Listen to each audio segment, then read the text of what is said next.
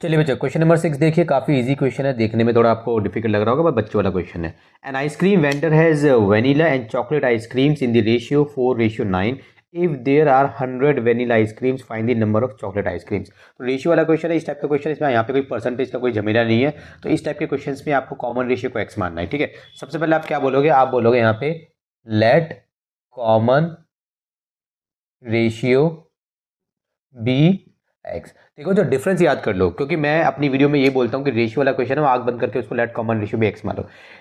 जब आपको रेशियो वाला क्वेश्चन आएगा ना, और वहाँ पे आपसे बात की जा रही है परसेंटेज की, कि कितना परसेंट ये है, कितना परसेंट वो है, तब आपको लेट कॉमन रेशियो एक्स मान के नहीं करना। फॉर एग्जाम्पल, जैसे इसी इसी इनिंग्स 9.1 में, जैसे क्वेश्चन नंबर अगर आप देखोगे सेकंड था, वहाँ पे रेशियो की बात थी, और वहाँ पे वो परसेंटेज की बात कर रहा था, वॉट परसेंट कितना हो जाएगा, ये सब इन सब की बात कर रहा था, राइट। तो वहाँ पे ना आपने यहाँ ऐसे नहीं करा, आपने वहाँ पे अलग तरीके से करा है। इसी तरीके से आई थिंक अब और किसी में था रेशियो वाला, और किसी में था, हाँ इसमें अब ये आ गया। तो यहाँ पे आपने बोल दिया लेट कॉमन रेशियो भी एक्स, ठीक है। हैंस इसने बोला है vendor has vanilla and chocolate ice cream in the ratio, मतलब जो ये कॉमन रेशियो एक्स हो गई हमारी, ये हो गई आपकी वेनिला, ठीक है। रेशियो क्या है, चॉकलेट। चॉकलेट की स्पेलिंग यही है बच्चों, कभी कभार तो मैं स्पेलिंग भी भूल जाता हूँ यार।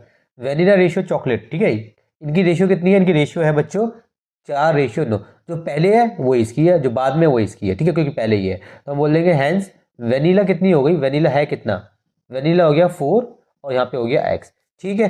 एंड चॉकलेट कितना हो गया, है ना, चॉकलेट हो गया आपका बच्चों 9 और एक्स ही हो गया। अब आप बोलोगे टोटल इसमें दिया हुआ था, if there are 100 vanilla, total vanilla ice creams, total vanilla ice creams, ठीक है। ये आपको दी गई है बच्चों, कितनी दी गई है, ये आपको 100 दी गई है, और टोटल वेनिला आइसक्रीम 100 दी गई है, मतलब ये भी वेनिला आइसक्रीम है कितनी, यहाँ पे इतनी, यहाँ पे ये, तो टोटल क्या वैल्यू दूंगा 4x, 4x इक्वल्स टू 100। इस पॉइंट को समझिए दोबारा, यहाँ पे इसलिए हमें पहले से दे दिया कि टोटल जो वेनिला आइसक्रीम थी वो 100 है, ठीक है।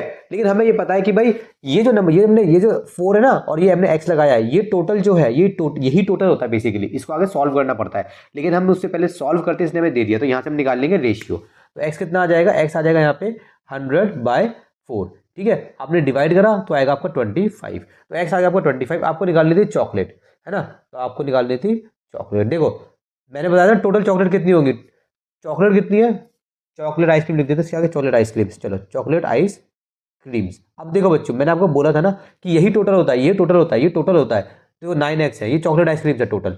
अब 9 मल्टीप्लाई एक्स कितना है 25, दोनों को मल्टीप्लाई करो 2 2 5 आएगा, ये आपका आंसर हो गया, ठीक है। ये आपका टोटल होता है।